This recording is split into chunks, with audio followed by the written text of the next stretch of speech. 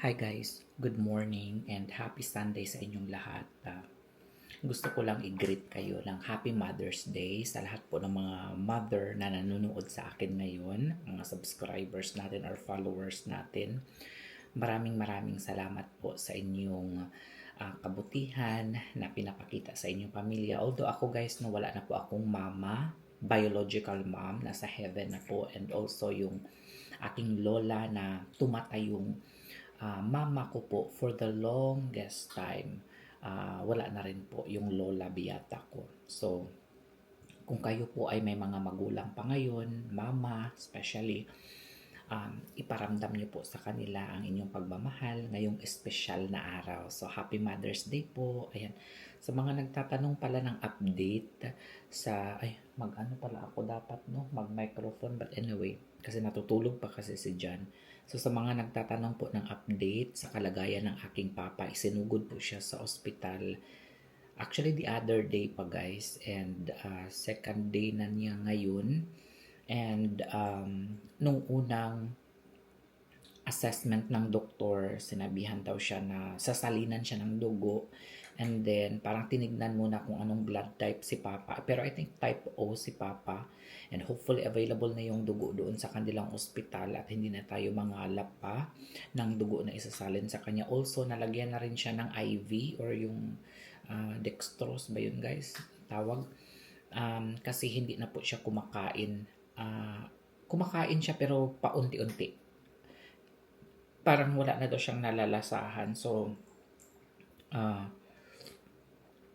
from 60 kilos ata, nung umuwi ako ng November, he was 60 kilos and ngayon parang nasa 40 kilos na lang si Papa ko. Sobrang payat na talaga niya. Pero palagi ko siyang sinasabihan na as much as possible kahit na hindi naman siya sumusuka guys. 'Di ba yung iba pag kumakain sinusukan nila. Sa kay Papa ko naman is hindi. Kapag kumakain siya, malibang siya dayon kasi frequent yung kanyang paglibang-libang guys. So sabi ko sa kay Papa, para hindi siya ma-dehydrate din, inom lang siya ng maraming tubig and then Pocari Sweat ang pinagay namin sa kanya na tubig, pinangkuan niya.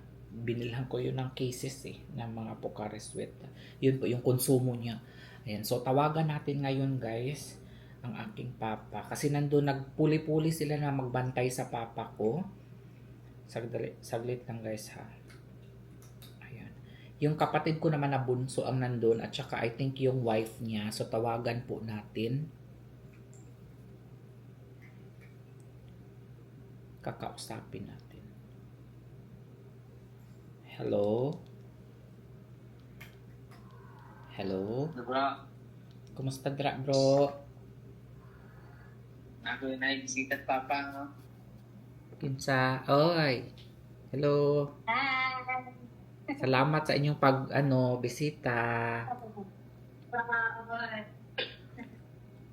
Tutulog mo sa papa. Natulog. Siranap mo? Ayaw ra ka natulog maka. Ay, wala mo ng mata na. Aw.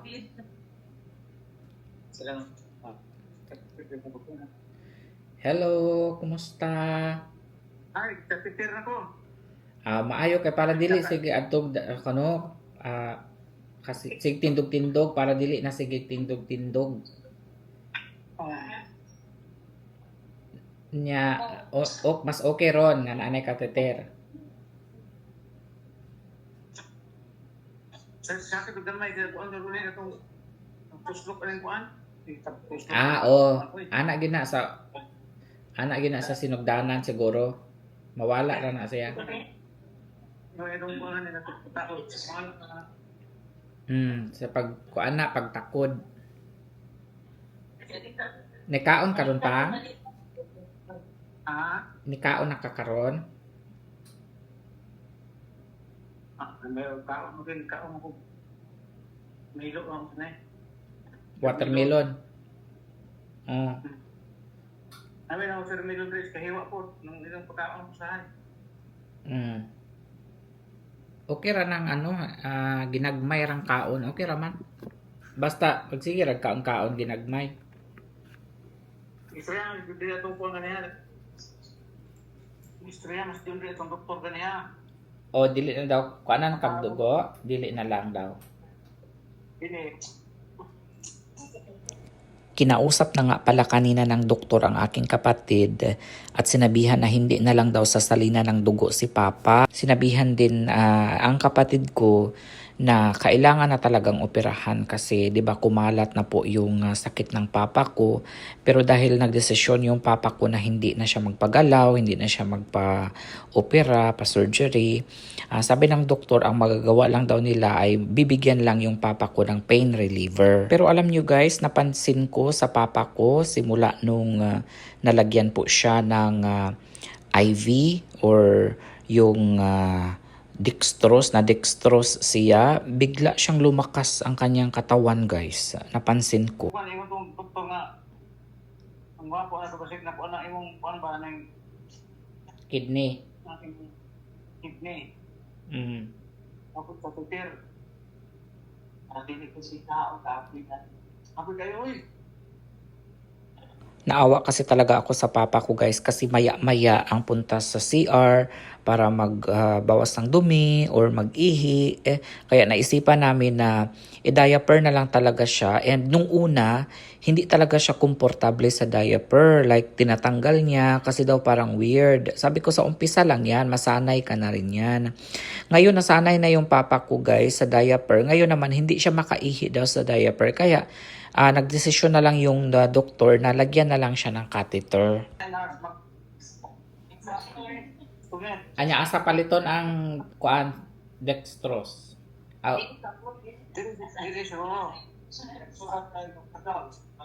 Tapos ang sabi ng doktor ay pwede naman daw siyang i-dextrose sa bahay lang.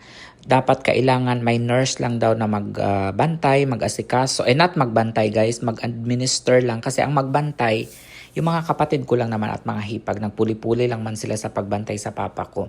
Tapos sinabi ko na sige, i-update nyo na lang ako kung kailan pwede ma-discharge si papa, kailan mag-start, no? At saka tanungin nyo rin kung magkano yung professional fee, no? Na ibabayad natin sa nurse na magkakabit ng catheter ba or magkakabit ba na, kasi I think ilis-ilisan ang catheter guys, twice a week ata yan iniilisan or once in 2 weeks. Tama ba? Correct me if I'm wrong ha. Depende siguro sa kada pasyente, no?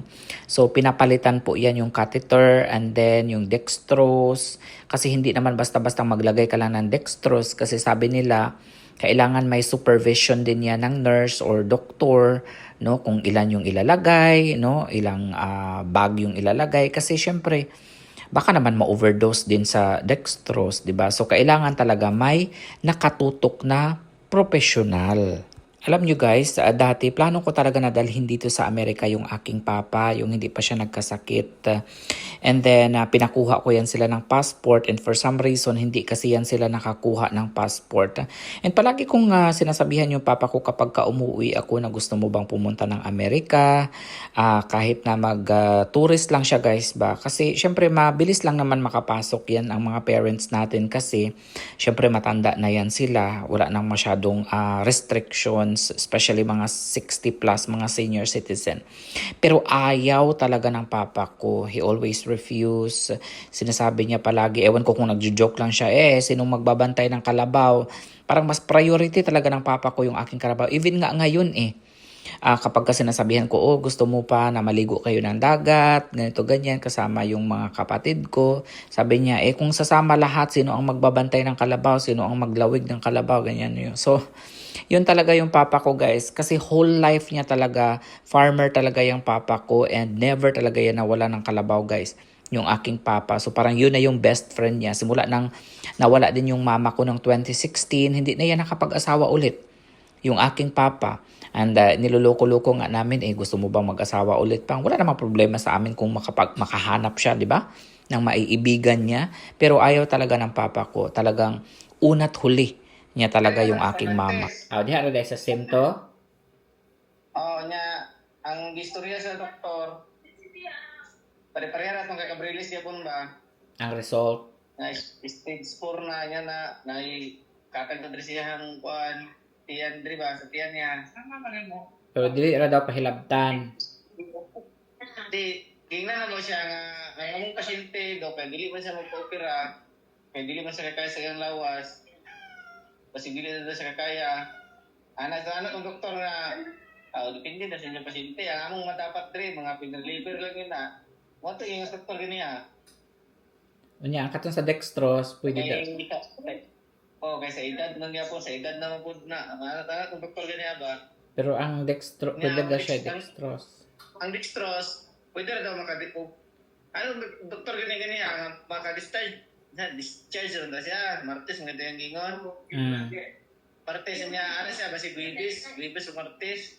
Oh, tapos ang ano na lang, ang Tapos, kinahalan daw, magkuhan siya, nurse nga mo kasikaso dito pag magtuslok. sa pagtawad sa dextrose. Oh, Okay, to istorya mo na ako to si Tinoy Tunet kung kahuli ko. sige nya. Pila man ang ano anak kay Tunet. Istorya na si Tunet pila mga pila ko niya. Siya ang sabuto na lang kung pila iyang kuan kay Si Tunet, ayun na to nga, pila ang bayad, talent niya, talent pay. Sa tawag na. professional fee. Oh. Professional fee. So, yun na lang yung next namin na gagawin. Kakausapin namin yung nurse na kapitbahay namin. And tatanungin namin kung magkano talaga yung binabayad sa kanila kapag pumupunta sila. Parang nag-home service ang tawag dyan guys no? Para sa bahay na lang yung papa ko. Kasi mas gugustuhin din talaga ng papa ko guys na sa bahay lang siya. Ayaw pa nga niya dapat guys na magpadala ng ospital kasi sino daw ang magbabantay. Ayun, pinagsabihan ko din siya na bakit mo pa pinoproblema kung sino ang magbabantay? Madami naman kayo dyan. Kapatid ko, 2, hipag, tapos may mga pamangkin pa. So, tapos may mga magvo-volunteer pa, no, na magbantay. So, marami talaga ang nagbabantay or magbabantay sa iyo. So, wag mo nang isipin kung sino ang magbabantay. Ang importante sa ngayon is ikaw. Nahihiya kasi talaga yung papa ko guys Ang dami daw bumisita sa papa ko kanina. Maraming salamat talaga sa aming mga kapitbahay na nagpaabot ng pag-alala, no? Pumunta doon. Yung iba nga is hindi na nga nakapasok doon sa ospital kasi maliit lang yung room. Hello. Salamat sa pag-anha dinha kay Papang. Ako ana na may kay pwede ra daghang bisita no? Sa una dili pwede. Karon pwede na. Ang upan nga rin ang upan nasgawa si amolong si Iliday nasgawa sa spiyon. Kayo Dili ko di bata tanaw nang ginampan no. Si Bilo. Okay, nagulo pwede. Salat nga diri Ito katuloy. ikaw diha dong ang unyang gabi si Anan or Duha ka ni Medri karon. Si Audrey, mahilig mo itong kinatayo. dito na lang sila sa balay kay Tingnan na na ko sila. sa manay dito sila mga tulog si mong balay kay dito na matulog si Jujud ug si Audrey. O gani.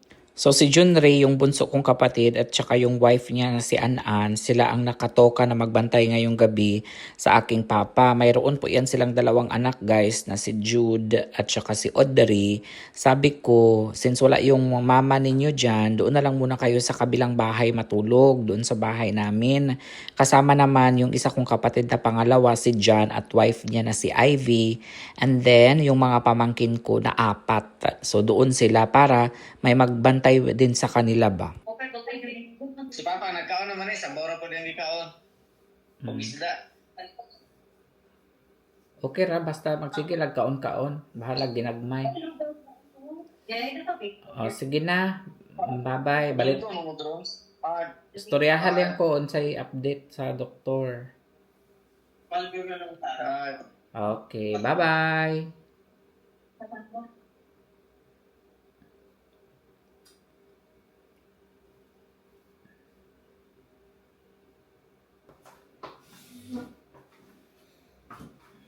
Good morning, guys.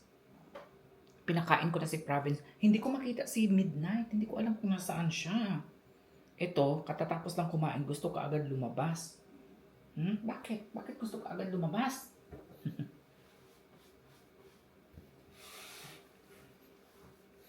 So, ayun po yung update ng papa ko, guys. Nilagyan na po siya ng catheter kasi masakit daw pag nakapampers na yung papa ko, pero nahihirapan daw siyang umihi. Parang napipigilan yung ihi niya at sumasakit yung puso niya. And then, sabi ko sa kanya, or nag-advise pala yung doktor, na i-catheter na lang yung papa ko. So ngayon naka-catheter na yung papa ko and mas maganda na daw yung pakiramdam niya ngayon. And then sinabihan siya ng doktor kasi tinignan yung mga previous test niya. Kinausap yung mga kapatid ko tungkol sa kalagayan ng papa ko at sinabihan na kung hindi na magpapa-opera yung pasyente, sabi nila wala na daw silang magagawa doon at saka mga pain reliever lang daw ang kaya nilang maibigay or yung mga pang pa-boost lang siguro ng immune system kasi nga yung papa ko is hindi na siya kumakain or konti na lang yung iniinom niya. So para lang magkaroon ng resistensya lang siya guys ba. So nilagyan nila ng dextrose or IV and then ngayon pwede na daw siyang i-discharge ng Tuesday or Thursday para sa bahay na lang siya guys. Ang tawag dito i-dextrose. Ayan. Tapos, dapat may mag-administer lang daw sa kanya, guys, na nurse. Okay? So, meron naman kaming kapitbahay doon, si Tonet daw, na anak po ng aming kapitbahay na si Arvin.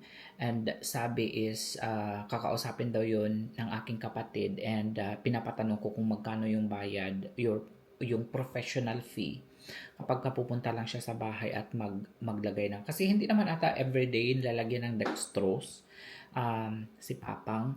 So ayun, siguro Tuesday or Thursday balitaan ko kayo guys kung ma-discharge na yung papa ko. And napansin ko ngayon guys na mas parang nilagsik ang akong papa nga since nadala siya sa ospital, no? Na-admit siya. Kasi nung una talaga ayaw talaga ni alam niyo ba guys, itong papa ko ngayon lang talaga siya nagpadala ng ospital. Never in his entire life na na-hospitalize yan siya guys. First time na nagpa-hospital. Pinilit pa namin yun guys ha. Kasi sabi ko hindi talaga pwede kasi mahirap yung ma-dehydrate. No? Kaya kailangan hydrated ka talaga sa case pa niya na palagi siyang nalilibang-libang everyday, di ba guys? So, talagang ano siya, ano tawag dito? Ma-dehydrate ka talaga. Lalabas na naman siya, guys. Ma-dehydrate ka talaga. Wait lang. Ay, nandito na siya. Nandito na yung isa naming alaga. Where have you been? Where have you been? I've been looking for you. Nandito na siya, guys. Nandito na.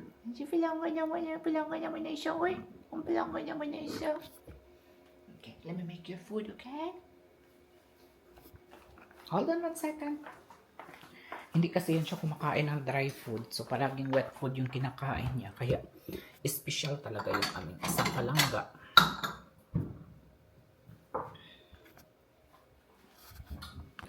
Lagyan ko muna siya ng food niya, guys. Ha, sandali.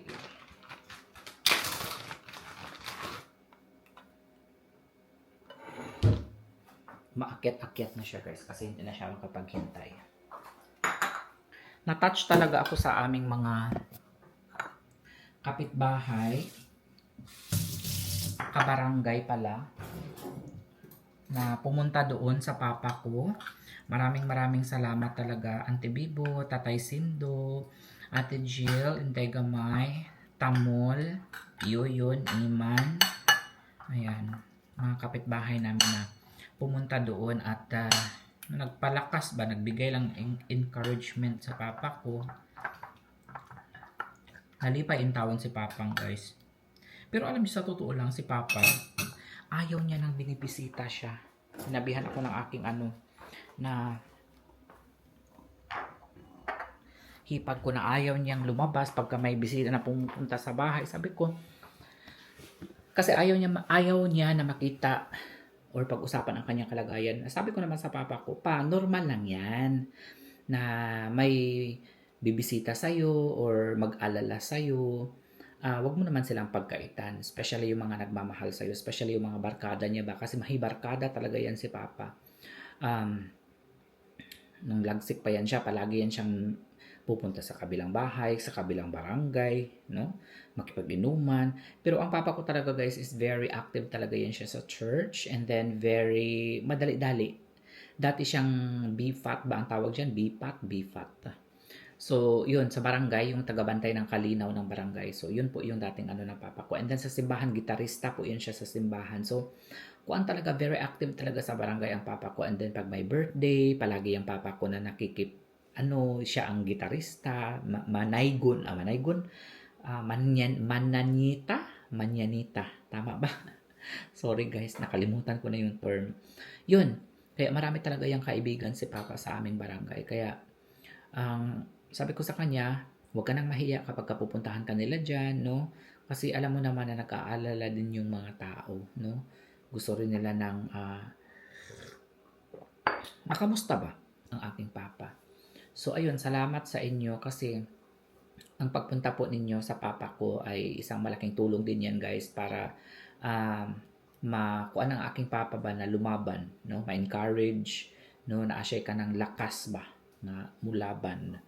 So, maraming salamat. So, yun lang po yung update ko ngayon, guys. Maraming salamat sa mga nanonood ng video ko at hindi nag-i-skip ng video ko. Maraming salamat dahil malaking tulong po talaga ito, guys, sa mga gastusin namin, no? Marami nagsabi na, Johannes, manghingi ka ng mga ganito, ganyan, mga tulong.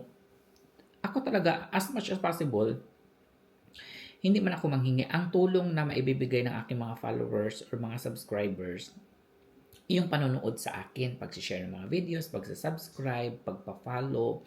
So, yun po ang malaking tulong talaga. Hindi po monetary kasi syempre hindi naman lahat tayo, 'di ba, may kapasidad na ganun. So, ayaw ko din na mabash social media na magsabi ng ganito ganyan, nang hingi ng ganito ganyan, saan ba yung mga ipon, kasi maraming ganyan talaga, guys. Saan ba yung mga ipon nyo, ganito ganyan, palagi kayong nag-travel, mga ganyan ba? So, hindi kasi maintindihan ng iba, guys, eh. Kaya, mas mabuti na ganito, na manood kayo. Yan, malaking tulong talaga yan, guys. Kasi sa panonood, nagkaka-income ka man dyan. So, yun po yung ginagamit ko, guys, na pang-tustos lahat ng mga, minsan gusto ko na nga, ito nga, pang second video ko na to.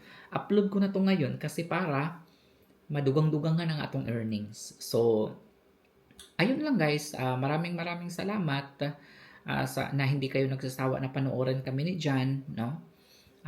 Tatanawin ko talaga ito na malaking utang na loob po sa aking mga subscribers at followers. So, that's it for now, guys. That's our update. Maraming salamat.